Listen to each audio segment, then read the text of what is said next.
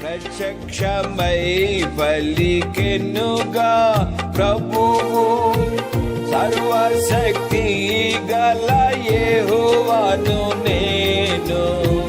నా సన్నిధిని దోషిగా నడచిన, నా సన్నిధిని దోషిగా నడచిన, నీతో నిబంధన నియమింతును, నీతో నిబంధన నియమింతును.